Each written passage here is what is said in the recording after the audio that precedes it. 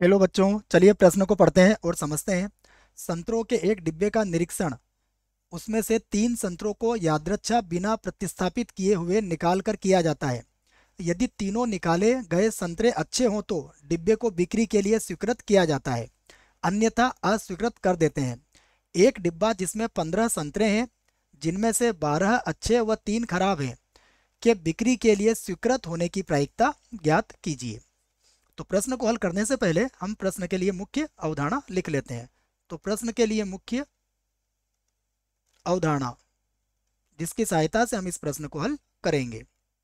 तो मुख्य अवधारणा में हम प्रायिकता का गुणन नियम लिखेंगे और उसे उसी की सहायता से प्रश्न को भी हल करेंगे। तो प्रायिकता का गुणन नियम, प्रायिकता का गुणन नियम, इसको हम 2 घटनाओं के माध्यम से समझेंगे। 2 से अधिक घटना पर भी ये काम करेगा, याद रखें आप। तो देखिए, यदि हमारे पास ई और एफ कोई 2 घटनाएं हैं और हमें प्रायिकता निकालना है ई सर्वनिष्ठ एफ की, अर्थात ई और एफ के दोनों के घटित होने की प्रायिकता निकालना है, तो यह आप इस प्रकार से निकाल सकते हो।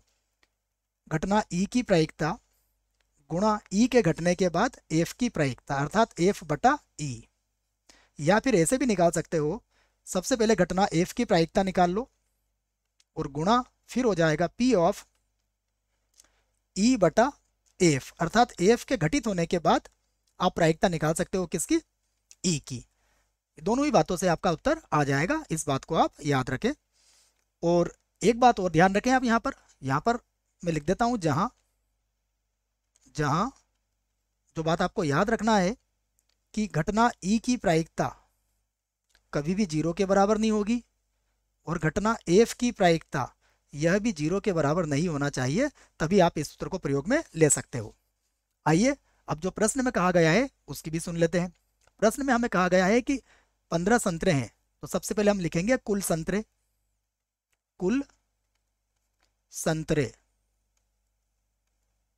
तो कुल संतरे हमारे पास हैं 15। उसके बाद देखिए अच्छे संतरे, तो यहां पर हम लिखेंगे अच्छे, जैसा कि प्रश्न में कहा है अच्छे संतरे। देखिए अच्छे संतरे क्या है हमारे पास, यह दिए गए हैं 12। उसके बाद खराब संतरे, फिर से लिख लेते हैं हम खराब संतरे। देखिए खराब संतरे हमें दिए गए हैं 3। अब प्रश्न को अब एक बार आपको अच्छे से पढ़ना पड़ेगा कि यदि तीनों निकाले गए संतरे अच्छे हों तो डिब्बे को बिक्री के लिए स्वीकृत किया जाता है और हमें स्वीकृत होने की प्रायिकता निकालना है। तो इसी बात को हम यहां से लिखेंगे। अब हम लिखेंगे अतः प्रायिकता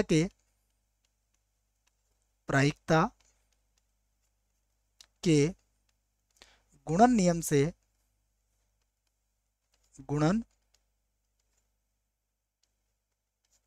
से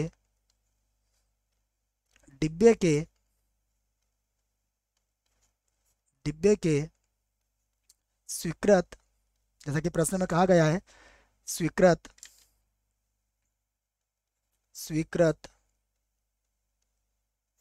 होने की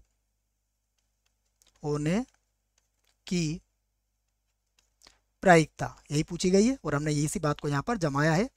प्रायिकता लिखना जरूरी है, एक एक बात याद रखें आप। अब जब हम इसकी प्रायिकता निकालेंगे तो देखिए कैसे निकालेंगे। सबसे पहले हम इस बात को कहेंगे कि संतरे हमारे पास तीनों ही अच्छे आना चाहिए, तो पहला संतरा 12 में से होना चाहिए। कुल संतरे कितने हमारे पास 15, तो पहले संतरे के अच्छे होने की प्रायिकता कितनी होगी 12 बटा 15।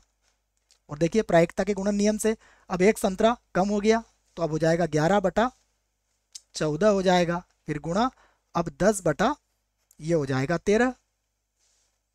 अब हम इसको हल कर लेते हैं। तो देखिए जो कट रहा है हम उसे काट देते हैं। क्या क्या कट रहा है यहाँ से देखिएगा। सबसे पहले आप ये कह सकते हो कि 2 के पाड़े से या 5 के पाड़े से ये तो कट जाएगा 2 बार, और ये 5 के पाड़े से कटेगा 3 बार। उसके बाद फिर 2 के पाड़े से इसे काट दीजिए आप 7 बार। तो अब क्या बचा हमारे पास, देखिए ऊपर तो बचा है 12 गुणा 11, गुणा कर लेते हैं इसको। तो 11 का पाड़ा 2 बार बोलेंगे आप, तो ये हो जाएगा 22 के 2 और 11 का पढ़ा एक बार बोलेंगे तो ये तो 132 हो जाएगा, इसको लिख दिया मैंने 132। उसके बाद 7 का बड़ा 3 बार बोल लीजिए तो ये हो जाएगा 21, और 21 को 13 से गुणा यहीं पर कर लीजिए, तो 13 का पढ़ा एक बार बोलेंगे तो 13 आ जाएगा। उसके बाद 26 और 1 हो जाएगा 27, लिख सकते हैं इसको, तो बटे में कितना आ जाएगा, बटे में आ जाएगा 273।